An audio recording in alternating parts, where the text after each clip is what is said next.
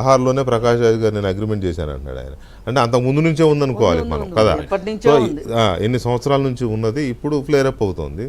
Good or bad మొత్తం మీద అయితే ఒక ఇష్యూ తెర మీదకి వచ్చింది. మన అందరం మాట్లాడుకోవడానికి ఒక ఛాన్స్ దొరికింది దీన్ని కంట్రోల్ చేయడానికి. అయితే వీళ్ళు చేయడం మీద మీకేమనిపిస్తుంది? ఇప్పుడు యాక్టర్స్, జూనియర్ ఆర్టిస్టులు ఉన్నారు, సీనియర్ ఆర్టిస్టులు ఉన్నారు, వీళ్ళకి సోషల్ ఇది పట్టదా బాధ్యత? ఒకటి వెంకటకృష్ణ గారు, ఇప్పుడు నాకు వీళ్ళు అడ్వర్టైజ్మెంట్కి ఇంత ఇస్తున్నారు, అక్కడ ఏం జరిగితే నాకు ఇన్ని డబ్బులు ఇస్తున్నారు. ఇప్పుడు ఈ బాటిల్ తయారయ్యే కంపెనీ వాడు ఈ బాటిల్ కొనుక్కోండి, ఈ వాటర్ తాగండి అని అడ్వర్టైజ్మెంట్ ఇస్తున్నారు.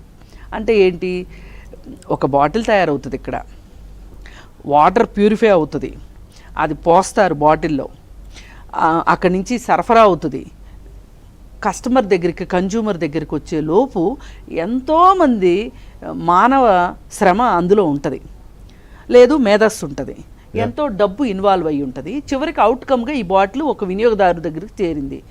దీనికి అడ్వర్టైజ్మెంట్ ఇచ్చావు అంటే ఇంత పని జరిగింది కాబట్టి నాకు ఇన్ని డబ్బులు ఇస్తున్నారు అంటంలో ఒక అర్థం ఉంది. కానీ ఇక్కడ ఏం జరుగుతుంటే నాకు ఇన్ని డబ్బులు ఇచ్చారు అనే ఒక ఇంగిత జ్ఞానం లేదు అంటే నేను నమ్మనండి. మీరేమన్నా మీ అందరూ తెలియక చేశారేమో అని చెప్పి వాళ్ళ గురించి మీరు ఏదైనా బాధపడుతున్నారేమో కానీ, కన్నీరు కారుద్దాం అనుకుంటున్నారేమో కానీ నేనైతే కన్నీరు కార్చదలుచుకోవాలి.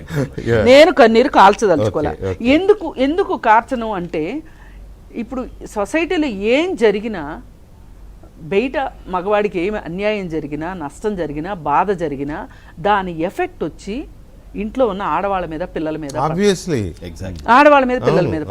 నేను నా కన్సర్న్ అంతా ఆడవాళ్ళు పిల్లల మీద అండి. ఇప్పుడు వీడు బెట్టింగ్ ఆడతాడు, వాడు తెలియక ఆడా, తెలిసి ఆడా, అత్యాశకు ఆడా అనేది కాసేపు పక్కన పెడితే ఇమ్మీడియట్గా ఆ కుటుంబం మీద పడేది ఏంటి?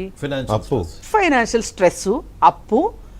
ఇది తట్టుకోలేక వాడు చస్తే ఆ కుటుంబాన్ని ఎవరు మొయ్యాలి? ఆ భారాన్ని ఎవరు మొయ్యాలి? ఆ పిల్లలకి తండ్రి ఎక్కడి నుంచి వస్తాడు? కుటుంబాలు సూసైడ్ చేసుకుంటాడు. కొన్నిసార్లు కుటుంబాలు చేసుకుంటున్నాయి. ఇప్పుడు నిన్నగాక మొన్న తార్నాకలో ఒక కుటుంబం, చదువుకున్న అతను చచ్చిపోయాడండి. అతని వెనక ఒక లెక్చరరు అతను ఉద్యోగం కూడా మానేసి అందిన దగ్గర అప్పులు చేసి, ఆ డబ్బులు ఏం చేస్తాడు చెప్పండి? ఒక లెక్చరర్ ఏం చేస్తాడు చెప్పండి? ఇట్లాంటి వాటిలోనే పెడతాడు, బెట్టింగ్ యాప్ లోనే పెడతాడు. ఎందుకంటే ప్యాక్ ఆడతాడా, లేకపోతే ఇంకోటి చేస్తాడా, లేకపోతే నేను గెలవాలనుకున్న టీం మీద బెట్టింగ్ పెడితే ఆడు ఓడిపోతే నా డబ్బులు పోయినాయి, అది వేరే విషయం. నా ఆలోచన ఏంటి అంటే, ఇంటికి జరిగే నష్టం ఏంటి, ఇంట్లో వాళ్ళకి జరిగే నష్టం ఏంటి అనేది, ఎవరమ్మ చచ్చిపోతే వాళ్ళకి ఏడుపు వస్తుంది అన్నట్లు ఈ బెట్టింగ్ యాప్లు వల్ల కావచ్చు, ఇంకొక దాని వల్ల కావచ్చు, వీళ్ళింట్లో ఎవరన్నా చచ్చిపోతేనే వీళ్ళకి తెలుస్తుందండి.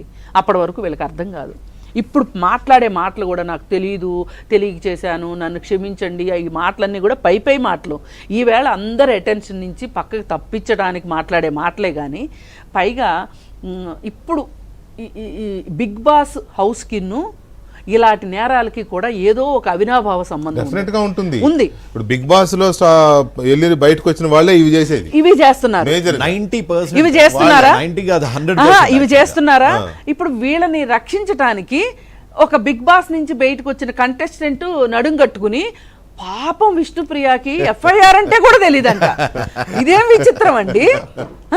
మనకి హైదరాబాద్ ఆమెకు భయం అంట, పాపం ఆవిడకి FIR అంటే తెలియదు.